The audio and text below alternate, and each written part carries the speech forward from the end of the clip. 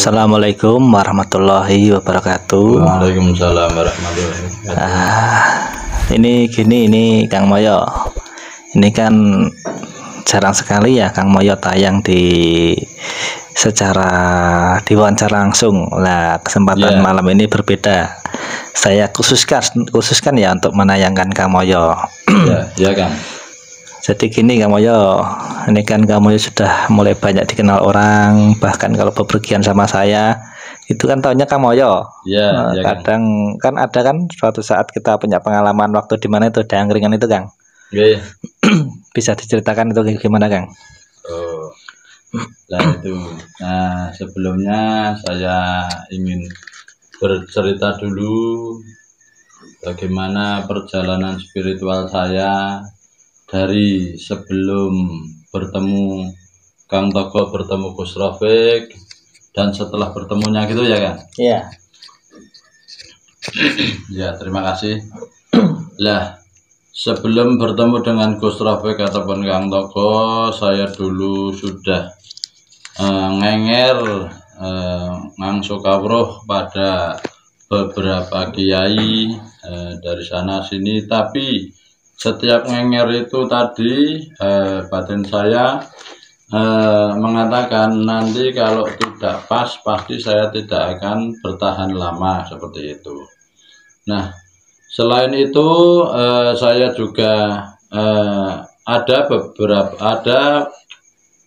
kiai-kiai yang saya ngenger itu tadi, ada yang bilang, "Nak, besok kamu akan ketemu guru yang bisa yang bisa menunjukkan kamu terhadap Tuhanmu, terhadap Allah Subhanahu wa Ta'ala." Dan itu juga sama dengan kata batin saya. Batin saya juga mengatakan bahwa saya ini nanti akan bertemu dengan guru yang sesungguhnya, yang bisa menunjukkan saya, mengantarkan saya bisa menuju Tuhan Allah Subhanahu wa Ta'ala. Gitu Kang Togo. Iya. Lah awalnya saya bertemu itu saya sudah beberapa kali itu selalu bersamaan dengan Kang Togo. Yang pertama, saya bersama dengan Kang Togo dalam satu rumah suami istri. Contohnya, yang istri itu memanggil Kang Togo, yang suaminya memanggil saya untuk ngobatin orang. Nah itu bersamaan. Nah setelah itu beberapa saat lagi bersamaan lagi, begitu sama seperti suami istri, mungkin tanpa kompromi ya Kang Togo. Iya, nggak direncana. Nah nggak rencana, itu untuk ngobatin orang, bertemu juga. Lah beberapa saat lagi saya juga ketemu Kang Togo untuk memberikan menolong orang yang jualan, yang tadinya sepi, biar supaya laris, ketemu juga.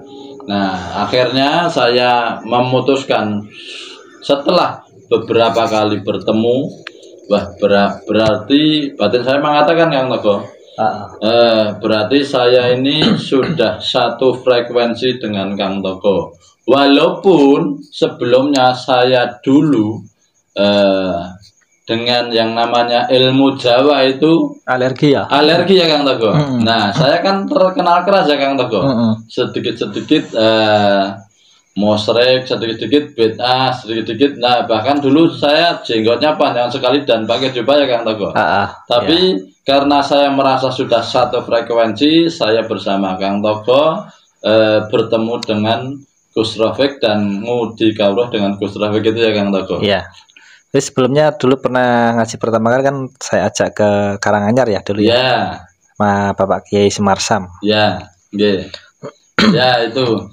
Nah sebelum bertemu dengan Gus Rafiq juga, saya diajak Kang Togo untuk ngaji kepada seorang kiai yang ada di Karanganyar, dan batin saya pun juga mengatakan seperti itu.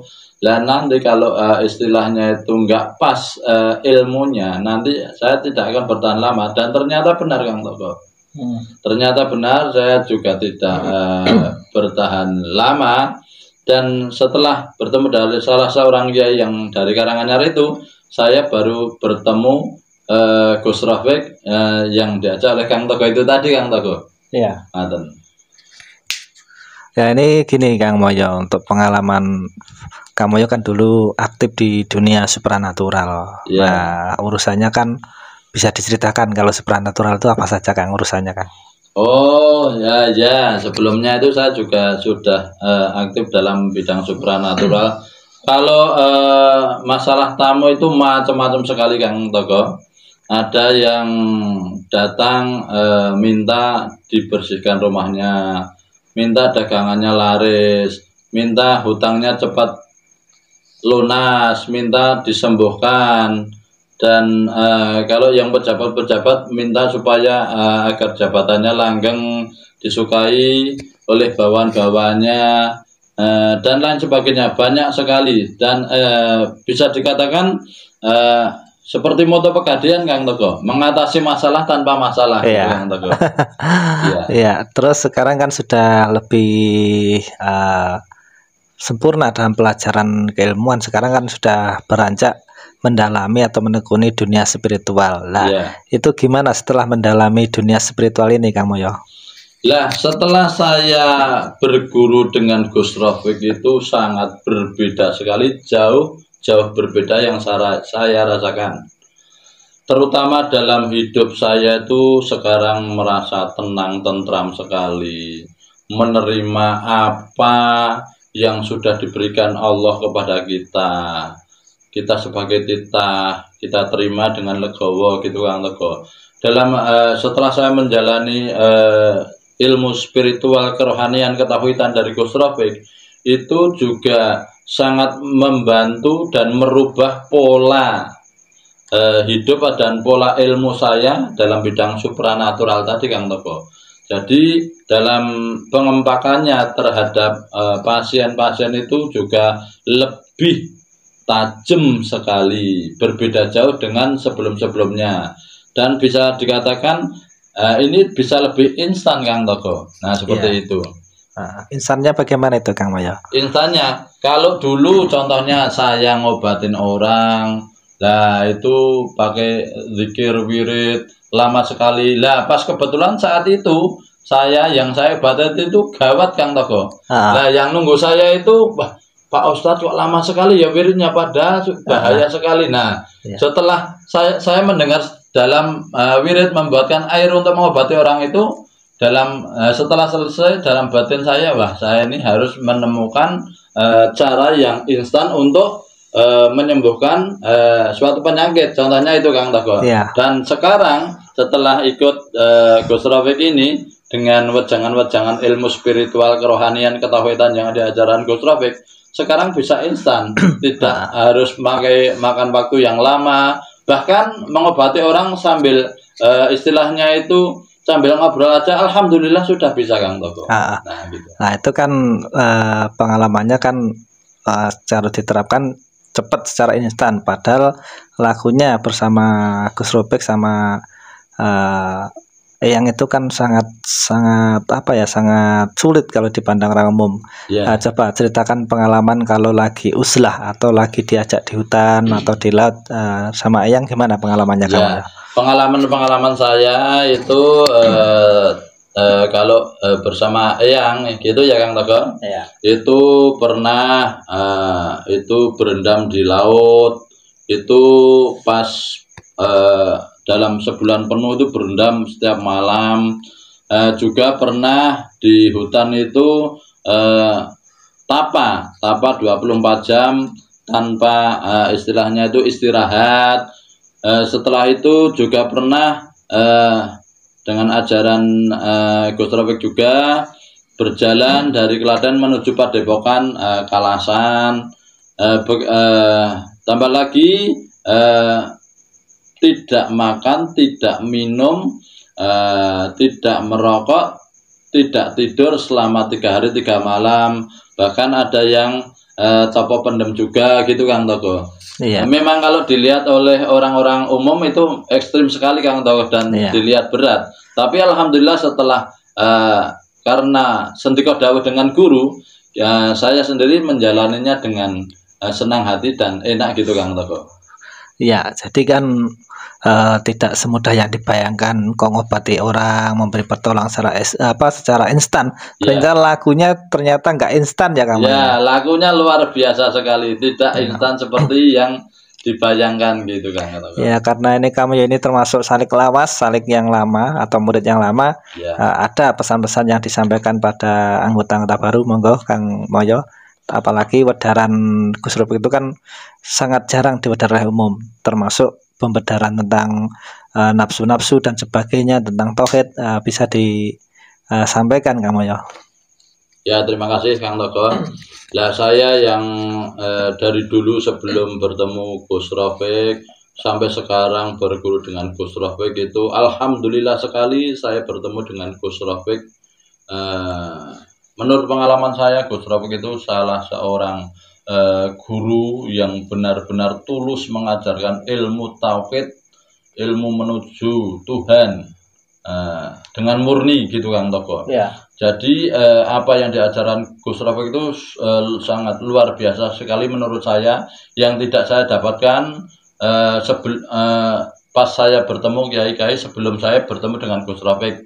Nah, pesan saya untuk teman-teman semua, bersungguh-sungguhlah dalam menjalankan ilmu-ilmu laku yang sudah diajarkan Gus Rofik ataupun Eyang. Jalani saja sendika dawuh guru ataupun mursyid. Lah dijalani dengan tulus, dengan ikhlas, dengan murni. Itu nanti, tapi dengan catatan jangan pakai ngarep-ngarep ataupun keinginan, jangan punya tujuan, terutama tujuan-tujuan untuk masalah keduniawian gitu Kang Togo. Pokoknya bismillah menjalankan perintah ataupun dawuh guru ataupun mursyid gitu Kang Togo. Ya, luar biasa ya ini pesannya Kang Moyo. Jadi untuk evaluasi kita bersama, ketika kita sedang beradab, kita tempatkan diri kita ini sebagai seorang salik, ya gimana adabnya sebagai salik. Seperti itu. Jadi kan banyak kan sekarang terjadi, mungkin kita ceritakan di majelis kita sendiri, banyak orang-orang yang datang berguru awalnya seakan-akan berguru dengan Gus Rofik dan Kang Togo, tapi di saat perjalanan mindsetnya sudah lain, arahnya juga lain. Itu mungkin ada pengalaman itu, mungkin kamu yang mengetahui bisa diceritakan untuk pembelajaran.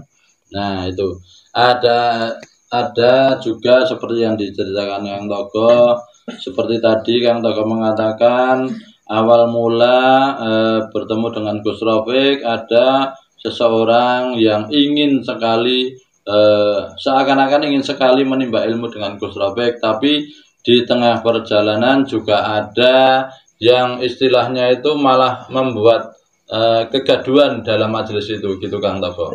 Jadi hal-hal seperti itu saya kira hal yang wajar di sebuah majelis Kang Togo. Mungkin tidak hanya di sini saja gitu Kang Togo. Apalagi kan kemarin kan terjadi di majelis kita orang yang istilahnya mengambil kesempatan di dalam suatu majelis, akhirnya mendatangi yang ada di grup-grup yang dari Jawa Timur, yang mana didatangi satu persatu, terus diajak untuk membelot seperti itu. Jadi karena mungkin belum paham antara majelis kita ini dengan pusat hubungannya bagaimana, kan mereka nggak paham. Tidak paham. Taunya kan majelis kita itu berdiri sendiri, padahal tidak. Majelis kita itu selalu bersama-sama. Cuman di setiap wilayah kan punya aturan yang berbeda. Bahkan ada juga salik yang berani istilahnya menilai seorang mursyidnya, kan kejadian kemarin Kang Moyo. Ada itu. Tapi semuanya sempurna, nanti akan berbalik pada dirinya masing-masing ya Kang Moyo ya. Betul itu Kang. Kalau Kang Moyo sendiri gimana penyikapannya dengan salik yang demikian itu? Ya, saya sebagai salik juga, nah itu sangat sangat apa istilahnya itu, bagaimana ya istilahnya itu, kok yang ngono gitu loh Kang Togo. Nah, seperti itu. Jadi niatnya itu, niat bergurunya itu tidak murni Kang Togo. Jadi pertama niat untuk berguru, tapi nyatanya di tengah jalan seperti itu. tidak tulus murni menimba ilmu dari seorang guru, sehingga angan-angan karena akalnya itu masih berproses terus, itu akan mempengaruhi. Akal kan rajana indera, Kang Toko. Iya. Jadi kalau akalnya masih berproses terus, akal tidak ditaklukkan, tidak dikendalikan, nanti akan mempengaruhi semua yang ada dalam diri kita, Kang Toko. Entah itu perbuatan kita, entah itu perkataan kita, pikiran kita, itu nanti akan terpengaruh oleh akal yang tidak terkendali tadi, Kang Toko. Iya. Itu bukan hanya 1 2, kita tidak menyebut nama oknumnya, tapi ini memang benar-benar sudah terjadi. Iya. Dan itu nanti seleksi bagi Pak Depo Ansuwi, Gus Robek dan Kang Toko. Ya, seperti betul. itu ya Kang ya. Oke. Ya, saya kira dah lumayan cukup ya Kang ya. Ya. Bisa disambung lain kali. Ya. Ada lagi yang mau disampaikan? Nah, gini Kang Toko, ini saya pesan kepada teman-teman, fokuslah pada diri sendiri dalam menjalani laku ilmunya Gus Robek dan Kang Toko ini. Fokus pada diri pribadi. Jangan suka nonggo gitu ya Kang Toko. Iya. Maksudnya nonggo itu bukan kok tidak boleh berkunjung ke tempat tetangga, itu bukan. Maksudnya nonggo itu ngurusin orang, melupakan dirinya sendiri gitu ya Kang Toko. Iya, betul. Jadi harus fokus dengan laku pribadi kita sendiri-sendiri, bersungguh-sungguh murni menjalankan laku yang sudah diperintahkan oleh mursyid gitu Kang Toko. Iya, betul. Okay. Ya, sekian dulu para pemirsa Kang Toko TV. Ini kita sampai membuka privat majelis. Ini untuk pengetahuan bagi anggota-anggota yang baru yang masuk. Nah, ini akan menjadi sebuah pesan. Dan ini akan menjadi cambuk bagi para oknum pelaku yang demikian. Semoga segera tersadarkan, mendapat hidayah. Seperti itu. Ada kurang lebihnya mohon maaf. Sekian dulu, kita sambung lain kali. Sekian dulu para pemirsa Kang Toko TV. Assalamualaikum warahmatullahi wabarakatuh. Waalaikumsalam warahmatullahi wabarakatuh. Sagung itu mati rahayu. Rahayu.